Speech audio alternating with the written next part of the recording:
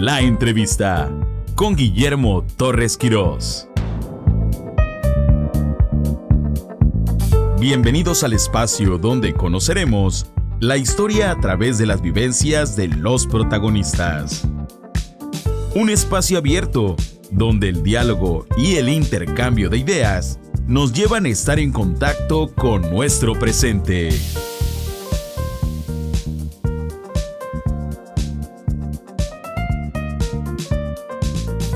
Guillermo Torres Quirós nos invita durante los siguientes 60 minutos a conocer a los personajes clave en la construcción del futuro del país. La entrevista en Más Radio La Paz.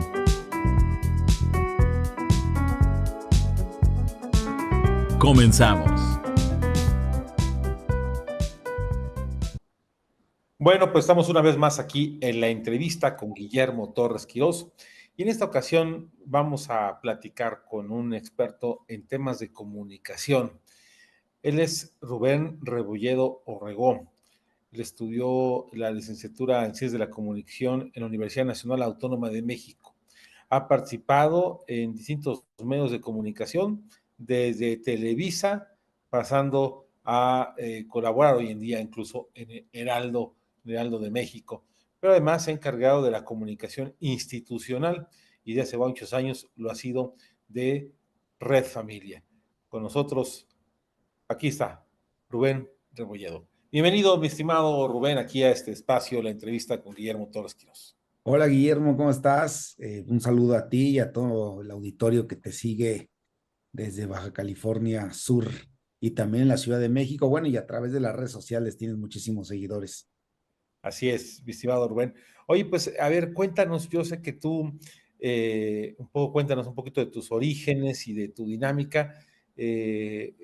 Tú naciste y, bueno, te desarrollaste en esta zona de el área metropolitana, Estado de México, Ciudad de México, Cuautitlán, Tultitlán, Naucalpan, todas esas zonas, es la zona en la que te has movido toda la vida, ¿o me equivoco? Sí, Guillermo, pues mira, la vida ya ves que siempre te va llevando por caminos diversos, ¿no? Como bien lo dices, yo estudié comunicación, la carrera de comunicación en la UNAM, en el campus de Acatlán. Siempre me inspiraba mucho en construir historias, ¿no? Seguir muy de cerca el periodismo, reportear, ver, investigar, ¿no? Siempre todos tenemos este espíritu de ser investigadores, reporteros, salir a las calles, preguntarle a la gente, entrevistar a políticos, funcionarios, a todos los que se encargan de incidir en la vida pública y política de México. Y ahí fue donde, pues prácticamente hice mis pininos en comunicación. Colaboré en algún tiempo en Notimex, colaboré en Televisa y ahora más enfocado a la comunicación institucional. Oye, y bueno, ahorita cuéntanos, ¿cuántos años tienes? Pues ahorita tenemos ya 42 años, vamos por los 42 años. Oye, pero en este tiempo, a ver, también sé que tus orígenes de tu familia incluso provienen de China. Sí, bueno, a ver, tengo mi abuelo, fue chino. De hecho, mi papá se apellida Fong, Fong, son de origen de Cantón, China. Y mi papá pues conoce a mi mamá, que mi mamá es de Puebla.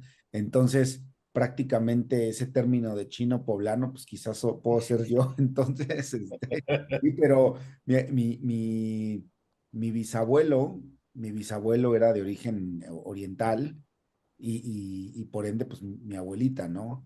Mi abuelita llega aquí a la Ciudad de México y bueno, se establecen en Cuernavaca, se establecen en Cuernavaca y ahí es donde conocí a mi abuelo, ¿no? Que entiendo que ahí hubo una historia interesante en el sentido de que por el lado gastronómico, es que llegan a México porque fue, dime si fue tu abuela que fue cocinera o trabajó en la cocina No, me de las platicó, abuelas. en algún momento me platicó mi abuelo, es decir, mi abuelo, pues el que se casó con mi abuelita, ¿no? Que mi Ajá. abuelita era la origen oriental, me platicó esa historia que gracias, mi bisabuelo era cocinero, o sea, él se dedicaba mucho a la cocina y él llegó a cocinar en su momento para Lázaro Cárdenas, ¿no? Entonces, de ahí viene ese tema de la cocina y pues mi abuelita también se dedicaba y hacía muy buenos platillos chinos. Ella compraba mucho comida en Los Ángeles, ahí en Chinatown, en Los Ángeles, se la traía a la Ciudad de México y aquí es donde preparaba todos esos platillos, que antes no había tanta incidencia gastronómica china, hoy sí ya la tenemos en México, pero me acuerdo mucho que mi abuelita cocinaba muchas cosas chinas, ¿no? De origen oriental. Y que fueron cocineros de Lázaro Cárdenas, ¿no? Sí, en algún momento eso es lo que nos platicaban. Y bueno, este tipo de historias, la verdad es que cuando ya creces y de niño, pues a veces no le tienes tanto interés, ¿no? No la, no la calificas como interesante, pero ahora cuando ya eres adulto, pues te parece lo más interesante, ¿no? Porque es así como se da la llegada de mi bisabuelo a México. Y cuéntanos de tus papás, que tienes la fortuna de que todavía vivan ellos, cómo se llaman y cómo es que pues ellos llegan a una parte, decía, del área metropolitana de la ciudad ahí a radicar con muchas particularidades. A ver, cuéntanos ahí un poquito de eso.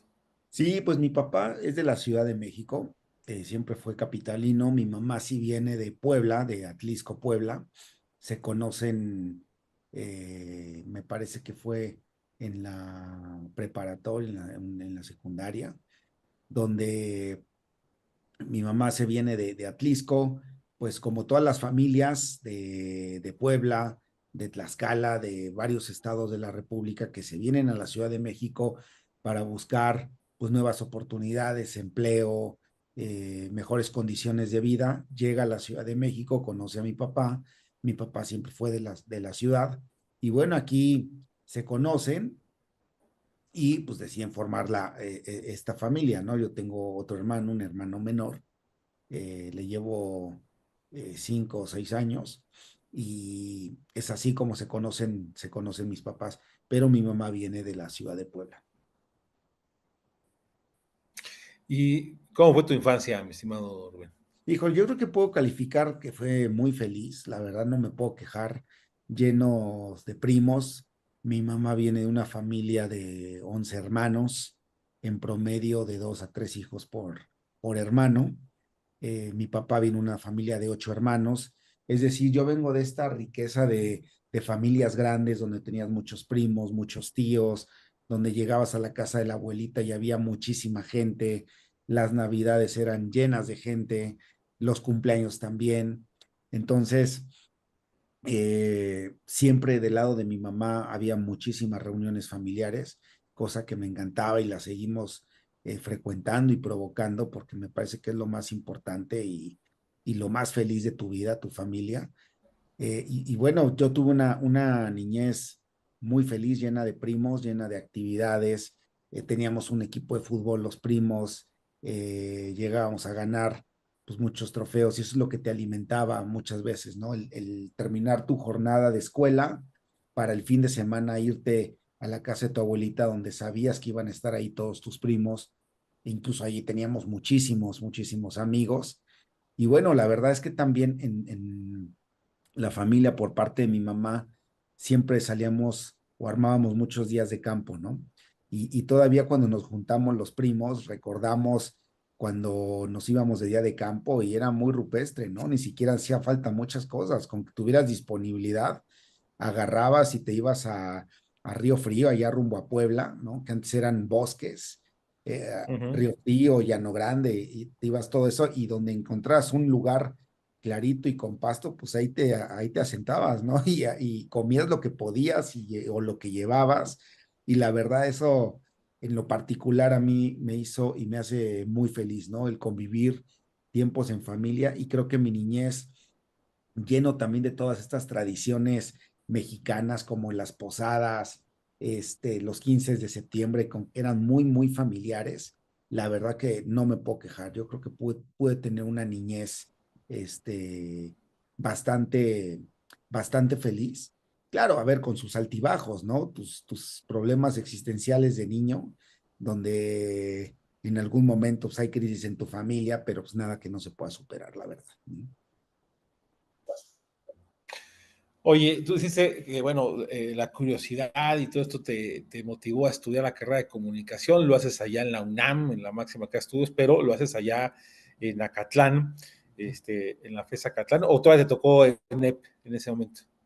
No, fíjate que decidí estudiar en Acatlán porque más allá de que quedaba cerca de casa de mis papás, se daba el cambio del plan de estudios, ¿no? Donde en Ujú. Acatlán, al pasar a ser facultad, ¿no? Me tocó ya el cambio de la ENEP, ¿no?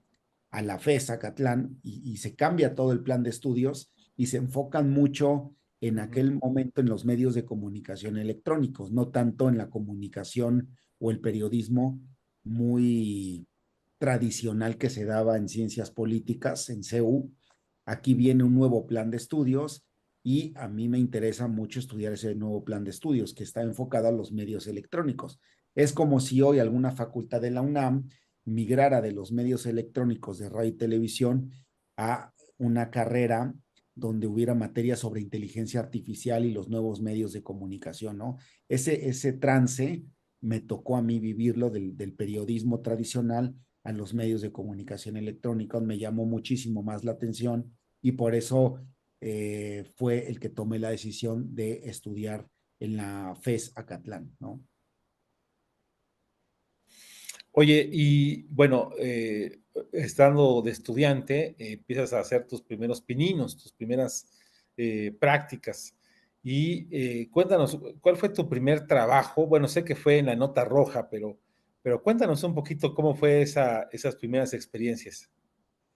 Sí, pues mira, a ver, yo creo que mi primer trabajo formal, pues es cuando afortunadamente en la universidad te abren los ojos, dicen, pues ya tienes que empezar con tu servicio social, a prestar algo de tus conocimientos y de la experiencia que tienes aquí en la escuela, pues llevarlo ya a la vida práctica, ¿no? Te enfrentas a un campo laboral y hice mi servicio social en Notimex hace ya algunos ayeres y yo quería radio, yo quería medios de comunicación electrónicos, pues porque si ya había yo vivido este nuevo plan de estudios, pues lo ideal sería hacer tu servicio social en una institución pues, de radio. Y como en ese momento en la UNAM, en Acatlán, solamente te pedían hacer tu servicio social en una dependencia de gobierno, dije, pues no hay una estación de radio que se acomode más que Notimex.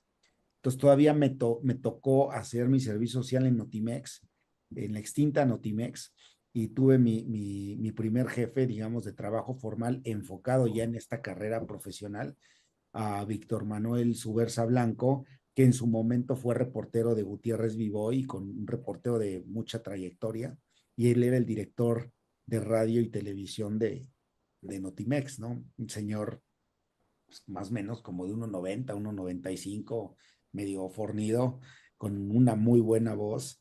Y bueno, pues yo llegaba ahí a Notimex a las 3 4 de la tarde, salía a las 9:30 de la noche. La casa de mis papás estaba por Cuautitlán, Notimex estaba en la Colonia del Valle y en el Puente de la Morena. Y pues todos los días me iba de la escuela, salía yo de mi casa a las 5 de la mañana y regresaba a mi casa a las 12 de la noche, ¿no? Porque pues, te venías en camión y en metro de Notimex hasta Cuautitlán, ¿no? Entonces, Tultitlán. Entonces, la verdad es que sí era un trayecto bastante complejo, pero es todo lo que tenemos que vivir los estudiantes para poder ganar experiencia, sobresalir y tener esperanza en que vas a tener un puesto posteriormente en algún radio, televisión o algún programa, ¿no? Creo que todos le tiramos a eso, ¿no? A sufrirle un poquito para que después pueda venir las recompensas, ¿no? Al menos eso es lo que te levantaba tempranito y soñabas, dices, pues esto lo estoy haciendo porque en algún momento vendrá una recompensa. ¿Cuál? Pues quién sabe, pero pero, te salías al Viva México a tomar el camión a las 5 de la mañana, ¿no? oye, y después de ahí, de Notimex, ¿a dónde vas? De ahí de Notimex, fíjate que antes de decirte después dónde me fui, me pasó algo muy curioso que yo creo que hoy todos los chavos, todos los estudiantes tienen que tener en mente. Pues tú llegas ahí tratando de, pues eres estudiante, ¿no? Y de poner en práctica lo que llevas aprendido. Y en Notimex se hacía un noticiero muy cortito con un resumen informativo que se entregaba a presidencia todos los días, ¿no?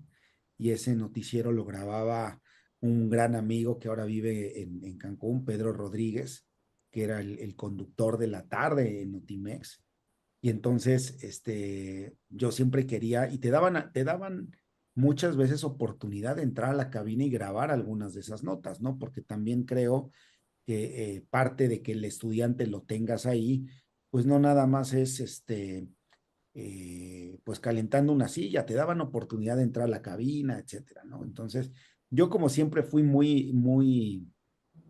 siempre pedía cosas, ¿no? Digo, pues, si ya vengo hasta acá, pues ni modo de que vengan a calentar una silla, ¿no? Entonces siempre pedía Ujú. que grabar notas o siempre pedía hacer ejercicios en la cabina de radio, hasta que un día el director de radio, Víctor Manuel, me dice, oye, ¿sabes de radio? Le dije, pues sí, claro, estoy estudiando la carrera y ya tenía mi clase de radio, ¿no? Y pues hacías tus programas y todo eso. Me dijo, bueno, pues vas a grabar ahorita, entras al aire para que puedas apoyar y aportar a grabar la cápsula que mandamos a presidencia, ¿no? No, bueno, pues para mí era una gran satisfacción. Pues entré a la cabina de radio. Yo creo que fue el día de mayor nerviosismo en mi vida, que me quedé sin voz, se me fue el aire. O sea, fue fatal y fue horroroso esa experiencia. Y bueno, pues saliendo de la cabina de radio, estaba el director afuera y me dijo, pues no, que sabías de locución y no sé qué. Dije, pues sí, ¿no? Ahí es donde como estudiante, pues también tu primera caída, decir, sí, pues como que la clase de radio en la escuela no es lo mismo que acá. Claro, Entonces, sí, no, no. Ya la sí, realidad es muy distinta a las cosas, sí, ¿sabes? no, pero gracias a eso te das cuenta que te hace falta mucho, ¿no? Te hace falta mucho, tienes que ser humilde, tienes que reconocer tus conocimientos o ampliar tus conocimientos si te hace falta, y ahí empiezas a darte toques de realidad, ¿no? Dices, me falta mucho, mucho, mucho, voy en el quinto semestre, pero bueno, en ese momento sí salí desmotivado en Notimex, pero también motivado en decir, pues, ¿qué sigue, no? ¿Cómo mañana puedo ser mejor? Y cómo me puedo sacar esta espinita y cómo puedo llegar al otro día o pasado y decirle, ahora sí ya estoy listo y voy a grabar, ¿no?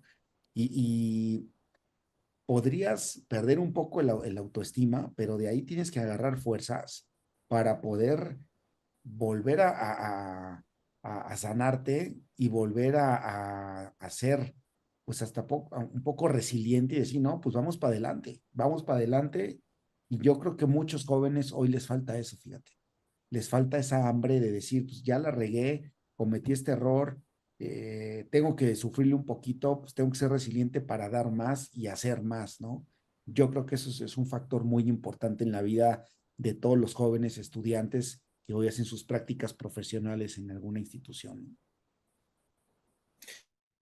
Sí, porque yo creo que, a ver, una cosa que ha pasado es que, digo, si hablamos del punto de vista de las generaciones, la generación actualmente que está estudiando carrera, la generación Z, es una generación pues que es un poco más comodina, ¿no? Le ha tocado las cosas un poco más fáciles. Ahora que es todo el tema de la tecnología, del tema digital, etcétera, pues como que, y en el que uno mismo es su propio productor y director y conductor y todo, como que a lo mejor no les tocó esa parte de picar piedras así porque lo han visto muy fácil, ¿no? Así, incluso pues sus ídolos son influencers, son youtubers, son tiktokeros, son gente que pues hace su producción así, pero no les tocó a lo mejor esa dinámica de tener que ir construyendo con los demás. Pero bueno, es parte de esa dinámica que hoy en día vemos y Sí, más adelante claro. voy a preguntar precisamente sobre los tiempos actuales de la comunicación. Pero bueno, entonces, interesante ese asunto. Y después de Notimex, ¿qué pasa contigo? Bueno, y después de Notimex, dije, pues, ¿qué sigue? Ya había acabado yo mi servicio social, no hubo posibilidades de quedarme yo ahí en Notimex a trabajar, y dije, bueno, ¿qué sigue? Entonces hubo una semana de la comunicación ahí en la universidad, en Acatlán, y recuerdo muy bien que Carlos Loret empezaba a tener ya un programa que se llamaba Nueva Visión en Canal 4, de esta sangre nueva del periodismo. Pues en ese momento Loret debe haber estado entre los 30 y 40 años, más o menos. Empezaba Miguel Gurbitz, empezaba Joana Vega Biestro en la parte de espectáculos. Y bueno, conozco a Loret, le pido su teléfono ahí en la universidad, me lo da. Y bueno, de ahí para adelante pues yo le marcaba, ¿no? Le marcaba cada tercer día, decía, oye, Loret, pues, cuando hay una oportunidad, yo estaba prácticamente ya creo que en el sexto semestre de la carrera, y me acuerdo que le marcaba cada tercer día, yo creo que ya lo tenía harto, hasta que de repente un día, después de meses de insistir, me dijo, oye, pues a ver, te voy a recomendar el camino y ya depende de ti si tú lo sigues o ver si te quedas, ¿no? Entonces, pues me encaminó a este programa que tenía Televisa hace muchos años, que le daba oportunidad a los jóvenes, que se llamaba Espacio. Entonces me lancé a este programa de Espacio, que era un programa de formación para chavos, para jóvenes que iban empezando en comunicación, y me quedo afortunadamente seleccionado como uno de los participantes de Espacio para ir a Noticieros Televisa, que era donde yo quería estar, en la parte de noticieros, ¿no? Y me entrevisto con un directivo de Televisa que en ese momento estaban planeando sacar lo que llamaron Foro TV hace unos 4 o 5 años, Otoniel Ochoa. Entonces me entrevisto con Otoniel Ochoa y me dice, bueno, ¿y qué quieres, no? Dije, no, pues yo quiero estar en noticieros. Me dijo, ¿y sabes lo que implica estar en noticieros? Dije, pues sí, yo la verdad no sabía qué implicaba estar en noticieros, ¿no? Le dije que sí, porque dije, pues si ya estoy aquí, le digo que sí, ¿no? Pero Claro. es ese instinto personal que te da para decir, pues si ya estoy aquí, hay que aprovechar la oportunidad, no la voy a desaprovechar. Me dijo, bueno, está perfecto, ¿tú a qué horas estudias? Le dije, pues yo entro a las 7, dependiendo el día, las materias que tenga, pero digamos que en promedio entro a las 7 y salgo a la 1, 2 de la tarde, ¿no?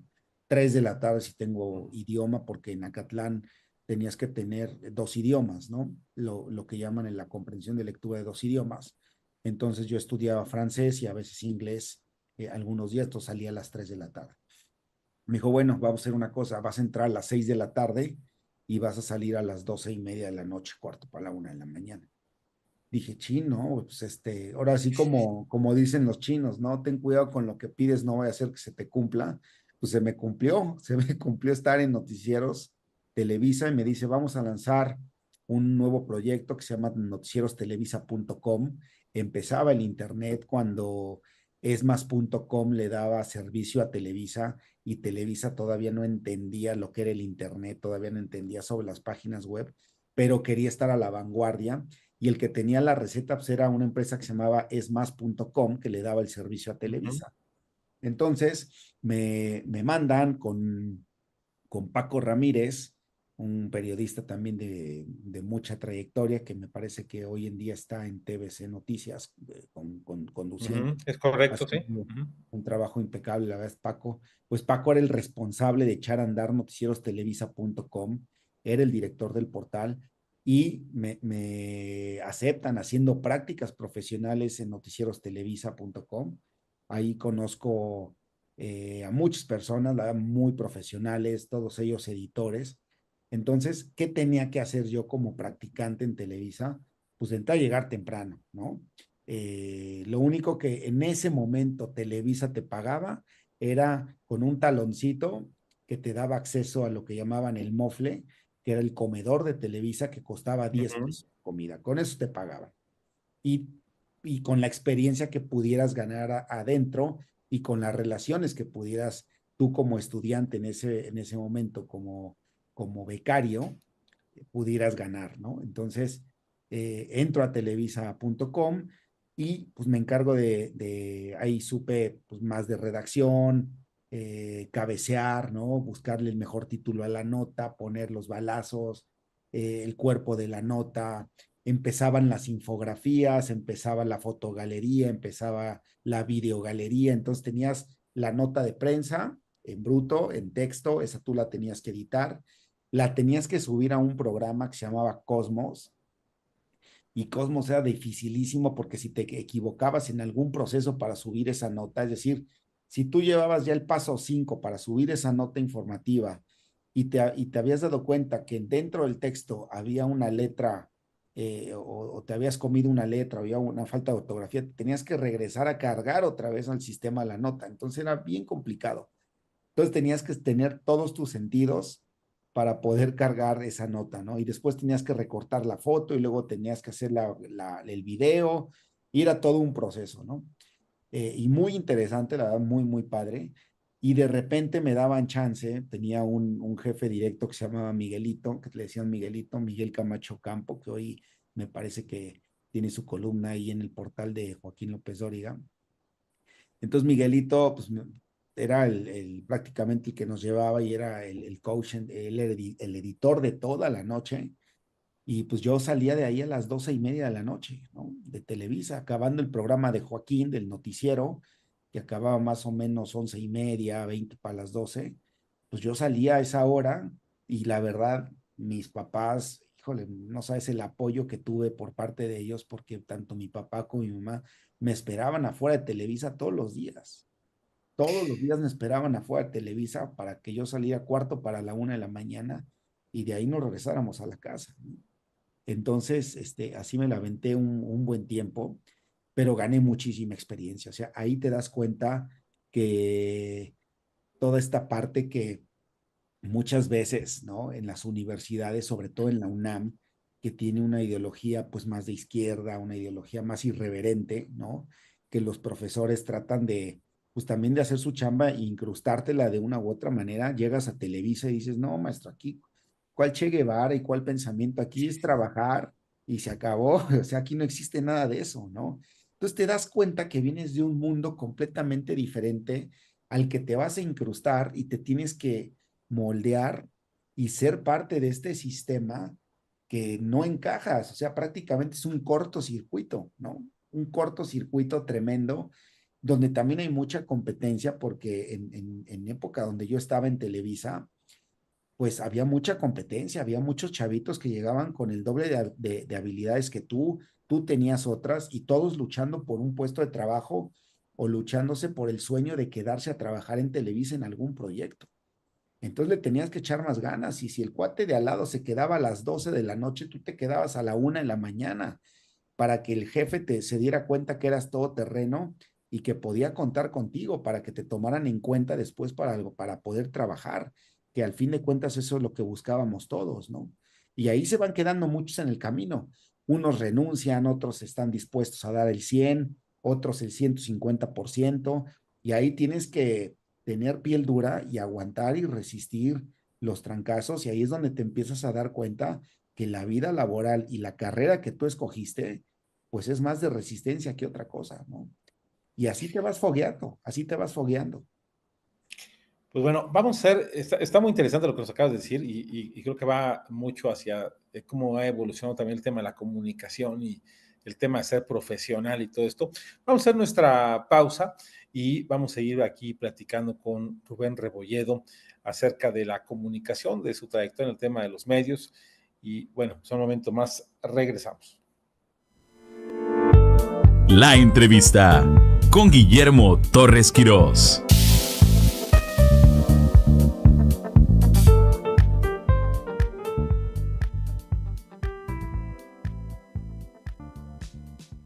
Bueno, pues estamos aquí de regreso en la entrevista con Guillermo Torres, que hoy estamos platicando con Rubén Rebolledo.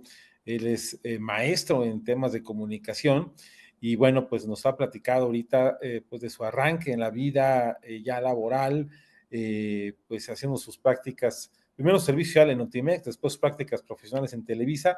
¿Y qué pasó después de Televisa? Hijo, después de Televisa, pues se acabó el proyecto, ¿no? No hubo posibilidades de quedarme en Televisa. Sí hice muchos amigos, traté de hacer muchísimos contactos ahí. Ahí conocí pues a Joaquín, ahí conocí a don Alberto Vega, que era su director de información y llevaba la producción del noticiero, ahí conocí a mucha gente, la verdad es que muy, muy valiosa. Eh, y pues a seguir picando piedra, ¿no? Sales de Televisa, dices, pues no me pude quedar, di el máximo, pero ahí es donde tu ánimo tiene que recobrarse y trabajarte mentalmente para poder seguir adelante, porque es a veces frustrante dar el 150%, el 200% en tus prácticas profesionales y puede no resultar el quedarte, ¿no? Entonces, pues salí de ahí, me ofrecieron un trabajo llevando ya comunicación corporativa, ¿no? Agendando entrevistas con medios de comunicación, digamos lo que en el periodismo llaman el lado oscuro, ¿no? Que es una comunicación más corporativa, eh, más de hacer estrategias de comunicación y logro entrar a una agencia de comunicación y de relaciones públicas, ¿no? Llevando y coordinando comunicación de muchos de los clientes que tenía esta agencia de comunicación, ¿no? Que entiendo que en esa agencia pues se tocó llevar ya, ahora sí que atender crisis de las empresas, que es distinto a atender a una crisis, a lo mejor de gobierno, de otro tipo, la crisis de las empresas para atender los medios de comunicación es toda una, hay que darte una expertise. Cuéntanos un poquito ahí alguna anécdota que has tenido en ese momento en esta agencia. Sé que atendiste tema de minas, que atendiste temas de económicos, algunos temas ahí. A ver, cuéntanos alguna experiencia ahí. Sí, bueno, pues ahí es bastante interesante porque llegó esta agencia de comunicación, ahí conocí un buen amigo, Pablo Mieri Terán. Eh, llevábamos cuentas en su mayoría en ese momento de tecnología, ¿no? Empezaba el boom de la tecnología, el boom de los servidores, el boom del internet, el boom de las redes sociales, el boom de los procesadores, ¿no? El boom de los famosos escritorios virtuales. Y llevábamos la comunicación, por ejemplo, de empresas como Alcatel, luego se fusiona Alcatel con Lucent y llevábamos la cuenta de Alcatel Lucent, llevábamos la cuenta de Nokia Siemens, llevábamos la cuenta también de Sun Microsystems, ¿no? Y te empiezas a dar cuenta que hay este mundo de comunicación corporativa muy distinta a los medios de comunicación, aunque tiene que ver mucho con medios de comunicación, porque te vuelves como asesor de estas grandes compañías o corporativos donde quieren ser nota para los medios de comunicación. Entonces, tu trabajo era cómo este cliente que muchas veces no genera o no produce información relevante para la prensa, ¿cómo lo haces atractivo para que los medios de comunicación lo volteen a ver y puedas conseguir que este cliente o esta cuenta pueda incrustarse en la narrativa mediática y esta narrativa mediática pueda ser útil para los lectores o los radioescuchas de distintos programas de radio, televisión, prensa, etcétera, ¿no? Dábamos entrenamiento también para que los voceros de las empresas pudieran dar un extraordinario mensaje a los medios de comunicación y bueno, empiezas a conocer todo este bagaje de marcas y de empresas que están preocupadas y ocupadas para poder posicionar bien su mensaje, ¿no? Y aquí, pues híjole, como historias, miles de historias te podría contar, una en particular, llevábamos una empresa, una minera en San Luis Potosí, que eh, pues pues ¿cómo te explico? Las minas siempre tienen muchos problemas con los medios y con las poblaciones. ¿Por qué? Porque llega la mina y solamente se publica el costo ambiental que deja la mina al explotar un cerro o explotar un terreno, ¿no? Y ese proceso, pues sí causa daño ambiental, ¿no? ¿Qué pasa? Uh Hoy el -huh. sector minero ha evolucionado de tal manera que se respeta ya la flora y la fauna, son más cuidadosos con el medio ambiente, tienen planes para no utilizar tanta agua, trabajan ya con las comunidades, es decir, ya está un poco más actualizado, ¿no? Pero teníamos un cliente que era una mina y el pueblo no la quería, ¿no? El pueblo donde estaba incrustada esta mina no lo querían y ciertas personas de ese pueblo, impulsadas por la parte política del país, política en la Cámara de Diputados Federal, le fueron a pedir dinero a este director de la mina, ¿no? Y entonces el director de la mina, pues, dijo, pues no les voy a dar dinero. Entonces le dijeron, bueno, entonces vas a tener muchos problemas, pues porque no puedes operar, ¿no? No, si tengo los permisos, aquí está todo, ¿no? Y entonces ahí te empiezas a dar cuenta cómo muchas cosas que suceden en la parte política y en los medios muchas veces están vinculadas y cómo van operando y funcionando, ¿no? Entonces, el camino era, la población de este pueblo le pide dinero al director, el director no les da el recurso, no les da dinero, y entonces hay un diputado que los estaba asesorando, y entonces el diputado sube un punto de acuerdo para poder clausurar la mina, ¿no? Y entonces Semarnat clausura la mina, que clausurar una mina con una derrama económica muy importante para el país, con una generación de empleos muy importante para el país, donde prácticamente el 90% del pueblo trabaja en la mina con distintas funciones, pues se paraliza todo, Sí, paralizas claro. todo este pueblo, que es muchas veces lo que no se pone a consideración, que una mina deja mucha derrama económica para un pueblo o un estado, ¿no? Y es muy importante, porque de ahí se sostienen también muchísimas familias. Entonces se cierra la mina y se corta todo el ecosistema económico, ¿no? Y bueno, vienen todos los problemas. Y entonces te empiezas a dar cuenta cómo funcionan. Este grupo, que fue el Frente Amplio opositor a esta mina, se va a la Embajada de Canadá porque había recursos canadienses en esta mina, se va a la Embajada de Canadá a hacer un performance diciendo que el agua estaba contaminada con cianuro, inventarse una serie de cosas, pero todo por fines económicos. Entonces ahí te das cuenta cómo se cocinan las cosas muchas veces en nuestro país y empiezas a tejer fino y de ver de dónde salen ciertas cosas, ¿no? Y empiezas a tener un criterio mucho más profundo de tu carrera, empiezas a conocer la otra parte de tu carrera, dices, oye, esto no es cierto, lo que están planteando estos grupos no es cierto, el agua no está contaminada con cianuro, la mina cuida los mantos acuíferos, para que se pueda filtrar el cianuro necesitan pasar una serie de cosas. La mina tiene un plan de remediación ambiental que está aprobado por los estándares internacionales. Ellos decían que no y que muchos animales iban a morir y entonces se disfrazaban de venados y todos ensangrentados afuera de la Embajada de Canadá y bueno, generar ruido, ¿no? Mediático. Y entonces ese tipo de cosas las empiezas a conocer y que es la otra parte de la comunicación, que es una comunicación corporativa de defender hasta cierto punto, pues, los intereses de tu cliente, pero basado en la verdad, ¿no? No le puedes mentir al medio de comunicación, entonces te encargas y eres tú el que está en medio entre el cliente y los medios de comunicación, ¿no? Tú eres un catalizador de cómo asesorar a tu cliente para poder de alguna u otra manera posicionar un mensaje adecuado. Y como estas historias, bueno, te podré contar infinidad de historias, temas positivos, por ejemplo, nos tocó llevar la comunicación de Nick Vujicic, un australiano que vive en Los Ángeles, que no tiene brazos ni piernas, con unas historias verdaderamente inspiradoras para los jóvenes, ¿no? Lo trajimos a México, lo trajo un buen amigo, Gustavo Jaime Rebolloso, que invirtió para poder traer a Nick y daba conferencias en el Teatro Metropolitan, en muchas empresas, etcétera. Llevamos toda la comunicación de Nick, llevé la comunicación y las relaciones públicas del IPADE, llevando a profesores a hablar en programas en materia económica, financiera.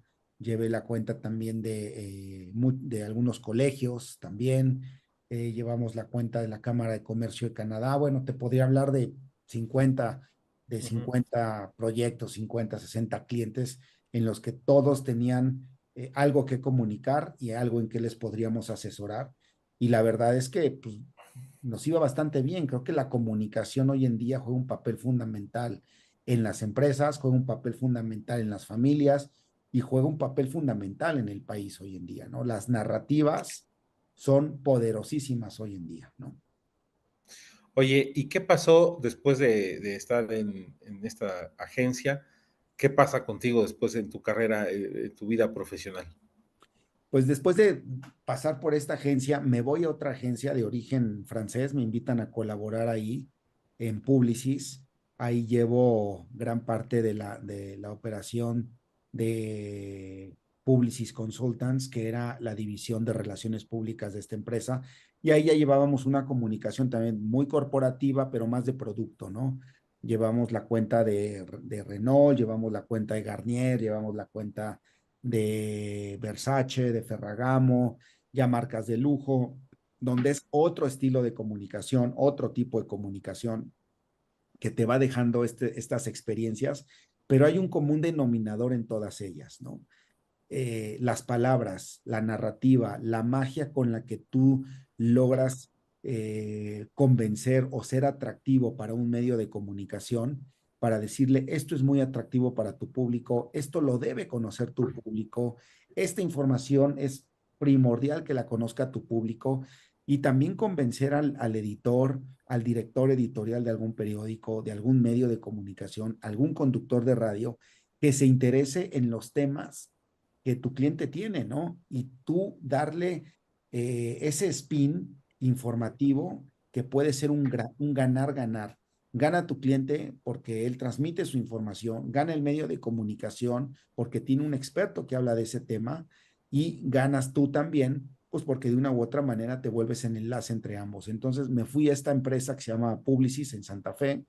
Después de ahí me voy a otra agencia de comunicación de origen también francés que se llama Sprim, que hablábamos más de productos de la salud, ¿no? Entonces me encargaba de toda la división de negocios de relaciones públicas de Sprim, donde ofrecíamos a nuestros clientes estos planes de comunicación enfocados más de construcción, de construir relaciones a mediano y largo plazo con los medios de comunicación, ¿no? Y de ahí brinco a un sector completamente nuevo para mí, pero la verdad que es maravilloso trabajar en una causa como esta, en una institución que se llama Red Familia, me invitan a colaborar, pues hace algunos, te puedo decir, hace ya 15 años, 16 años, me invitan a colaborar ahí en Red Familia. Actualmente llevo la dirección de comunicación y operaciones de la institución, donde, ¿qué hacemos en Red Familia? Yo creo que construimos historias que inspiren para poder generar mejores familias en nuestro país, ¿no? Que es donde se inspiran o es el núcleo donde se inspiran los nuevos ciudadanos de México, las familias, sus familias, ¿no? Cómo se integran, darles alternativas de solución para mejorar su comunicación, que los padres de familia tejan estos lazos mucho más fuertes con sus hijos, con su esposa, para que México tenga mejores ciudadanos, ¿no? Porque los buenos ciudadanos nacen en las familias, los malos ciudadanos nacen en las familias también. De ese tamaño es la responsabilidad que hoy tenemos y somos los encargados de que los jóvenes también puedan inspirarse a construir su historia de familia, que sepan que las familias de México son el motor de nuestro país, prácticamente. Entonces, eso es lo que hacemos hoy en día en Red Familia y trabajamos de manera transversal en muchos proyectos que la institución incuba, en muchos proyectos que la institución impulsa y también un tema muy importante, ¿no? Que es la vida humana. Luchar a favor de la vida humana es muy importante, ¿no?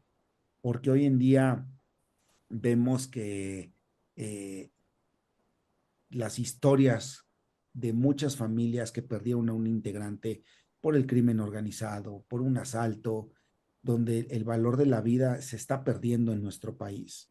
Creo que trabajar por ello es fundamental, ¿no? Y entonces construimos narrativas, construimos contenido, construimos comunicación justo para inspirar, el defender y inspirar otras familias a dar la vida también, ¿no?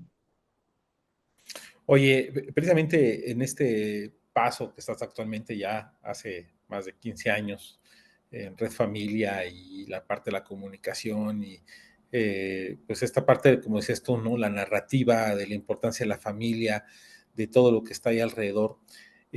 ¿Tú cómo has visto? ¿Cómo ha evolucionado la comunicación en estos 15 años?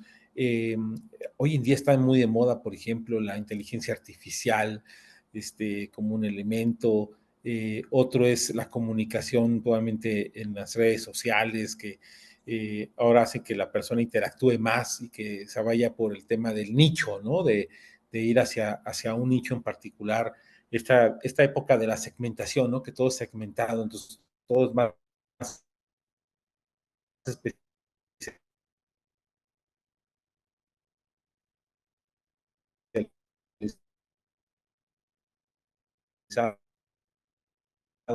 en la comunicación. Que Yo creo que, a ver, vivimos una época muy rápida, ¿no? Y la rapidez tiene sus ventajas y sus desventajas. La ventaja de la rapidez en la comunicación es que hoy en día con un clic estás enterado de mil cosas. Hoy vivimos la época del exceso de información, ¿no? De una infoxificación tremenda, bombardea el cerebro de las personas y eso qué hace genera el cambio de hábitos muy rápidos en la gente, ¿no? Que no sé si eso a la larga pueda afectar o eso a la larga pueda beneficiar. Yo creo que todo tiene su punto medio y todo tiene su balanza.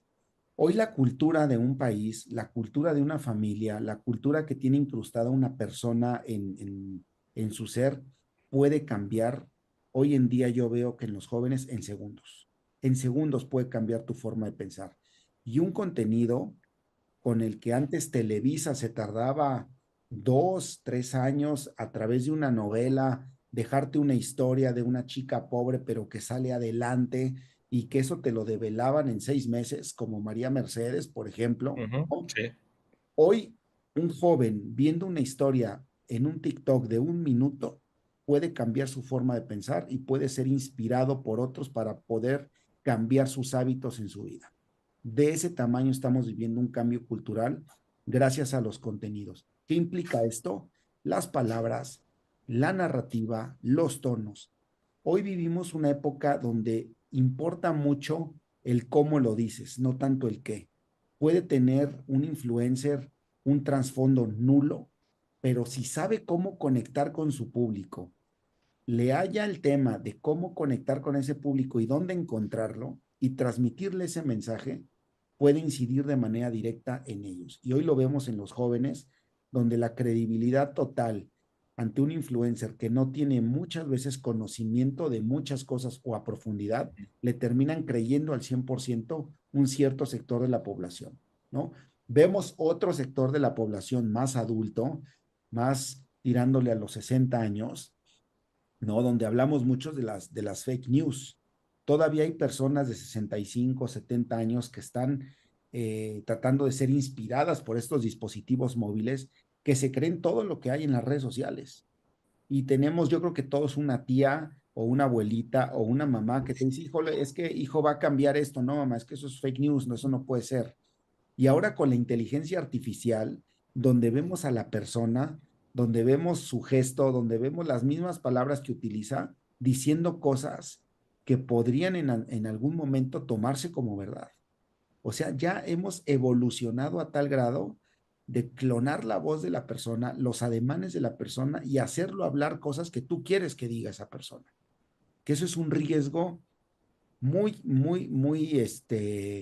latente que vivimos hoy en nuestra sociedad y bueno, que es parte de la comunicación de hoy, que nos toca vivir este cambio de época, este cambio rápido, este cambio donde los medios de comunicación construyen sus programas con lo que ven en las redes sociales, ya no tanto con lo que ellos generan. El contenido que generan los medios de comunicación, me atrevería a decir que muchas veces va en segundo plano. Las redes sociales, a través de grupos de WhatsApp, a través de grupos de Facebook, están rebasando totalmente a los medios de comunicación y a muchos periodistas que salían a la calle a buscar estas historias. Hoy, ¿quiénes encuentran las historias? La gente.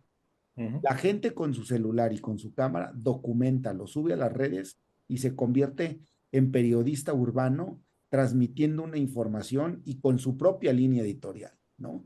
Es así como estamos viendo este cambio de comunicación y donde creo yo que muchas marcas, muchas instituciones estamos luchando todavía por tratar de entender dónde está nuestro público, qué queremos decirle a nuestro público y que el público que hoy es, mañana ya no va a ser y tienes que reinventarte todos los días para generar contenidos que hagan sentido a tu público. Porque como tú bien lo dices, Memo, hoy en día vivimos una época donde existen minorías poderosas y públicos segmentados, ¿no? Hoy hay públicos de todo tipo y de todo tipo de pensamiento, ¿no? Y basta con ir al súper y darte cuenta los miles de subproductos que hay de un producto, ¿no? Sí. Por ejemplo, el huevo, ¿no? Te vas a dar cuenta que si tú vas a alguna marca o algún súper, hay huevo de gallinas de libre pastoreo. O sea, ¿cuándo íbamos a encontrar huevos de libre pastoreo? ¿Qué es eso? ¿No? Y hay gente que los compra de gallinas felices, ¿no? Dices, ¿y cómo distingue un huevo de gallina feliz o no feliz? Claro. O sea, ya llegamos a un grado donde, y la gente lo compra y la gente lo busca, ¿no? Igual con las leches, la leche de almendra, la leche de soya, la leche light, la leche de almendra y de vainilla, o sea, hay infinidad de productos y para cada producto hay una comunicación y hay un público. A ese grado estamos viviendo hoy un cambio en la comunicación en nuestra época, donde tenemos que ser más conscientes y también tenemos que ser mucho más racionales para identificar el contenido que verdaderamente nos sirve y el contenido que hay que desechar, ¿no? Fíjate que yo creo que acabas de dar acabas de dar un muy buen resumen de cómo actualmente es el tema de la comunicación. ¿Qué mensaje le darías tú a un estudiante de comunicación, a un muchacho que está entrando a la carrera? Digo, ya cambió, ya no es la carrera de periodismo, es una carrera de comunicación, ya los estándares, la dinámica es totalmente distinta. Pero tú, ¿qué le dirías a ese muchacho que entra a estudiar la carrera de comunicación? ¿Qué les dirías a qué se van a enfrentar a este mundo del día de hoy? Yo creo, Memo, que hoy vivimos un reto de reencontrarnos con la verdad, ¿no? Yo creo que el estudiante de comunicación tiene la gran responsabilidad de transmitir mensajes, pero esos mensajes no debemos olvidar que se deben de hacer con verdad, ¿no? Hoy la verdad se está perdiendo. Hoy cada quien tiene su manera de pensar y está bien, pero en ese de cada quien tiene su manera de pensar, nos podemos perder. Nos podemos perder en malinformar a la gente, nos podemos perder en que eh, lo importante es monetizar y no informar bien a la gente. No, creo que todos tenemos la responsabilidad de los que nos dedicamos a la comunicación de informar la verdad. Así sea un TikTok de 20 segundos, decir lo que verdaderamente está sucediendo. Un TikTok de 30 segundos, efectivamente, eh, tener noción de mis ideas y que estas ideas tampoco dañen a nuestro público, ¿no? Tampoco lo inciten a cometer cosas que no tenga que cometer, por ejemplo, un adolescente, ¿no? Dar mensajes que sumen, dar mensajes positivos, dar mensajes propositivos, no ser confrontativos. Muchas veces, a veces la confrontación exacerbada podría generar muchísima rispidez en la sociedad. Sí es muy importante hoy en día transmitir la verdad, ¿no? Y hoy lo comento porque muchos jóvenes, con tal de monetizar o con tal de que mi historia llegue a muchos lados y se viralice, pues voy a decir dos o tres verdades o exageraciones, ¿no? Como los que presumen coches que no tienen ese coche, ¿no? Y muchos chavitos se lo terminan comprando. Dice, es que yo no tengo ese coche y él ya tiene 14 años y ya lo tiene. ¿Verdaderamente lo tienes? ¿Verdaderamente quieres inspirar a otros jóvenes a frustrarse porque no lo tienen? ¿Estás actuando de manera correcta? Yo creo que es muy importante que no perdamos el piso en la ética, no perdamos el piso en la verdad, en la cual se anclan todos estos, o se deberían de anclar todos estos contenidos para poder generar una opinión crítica y darle a nuestro público el mejor contenido y la verdad siempre por delante. Pues, mi estimado Rubén, ya te voy a hacer la última pregunta, ya se nos comió ahí el tiempo, es una pregunta más de tipo personal, eh, pero con el que siempre me gusta cerrar esas entrevistas. Eh, yo sé que tienes gente que amas mucho, que quieres mucho, que han sido importantes para ti, como tus papás, tu hermano Diego, sin duda. Eh, y en especial, Yanis, si fuera la última oportunidad que tuvieras de ver a Yanis, ¿qué le dirías? Es la última vez que la vas a ver, ¿qué le dirías? ¿Qué mensaje le darías a ella en lo particular, a Yanis, tu esposa? Yo creo que no pierda la esencia y las ganas de seguir viviendo, ¿no? Yo creo que hoy en día vivimos muchas crisis psicológicas, ¿no? Como la ansiedad, la depresión, que en algún momento pueden desbalancear tu vida, puedes hacer un gran problema de un problema pequeñito, ¿no? A veces a mí me encanta platicar con personas adultas, porque cuando tú le platicas a las personas adultas tus problemas, te los hacen trizas en 2 minutos, ¿no? Donde tu preocupación no debería de ser tanta.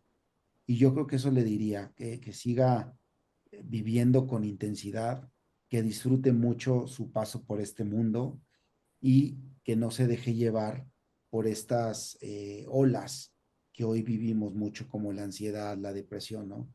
Yo creo que estamos llamados a ser resilientes, estamos llamados a actuar con firmeza en nuestra vida, a tener un plan de vida, ¿no?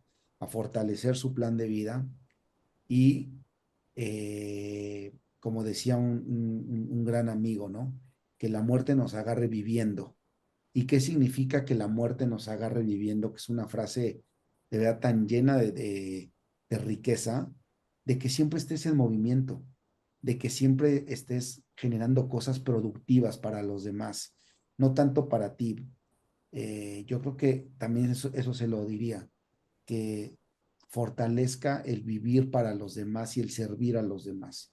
Hoy vivimos un tiempo, vivimos una época donde lo que importa soy yo, nada más yo y hasta el último yo, ¿no?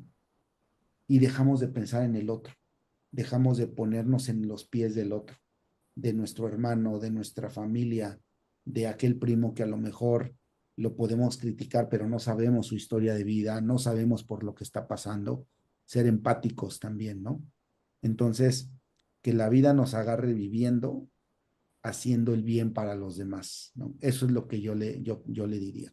Y también le diría una pregunta, ¿no? Que como la que tú me acabas de hacer, ¿cómo te gustaría ser recordada, ¿no? Por los demás.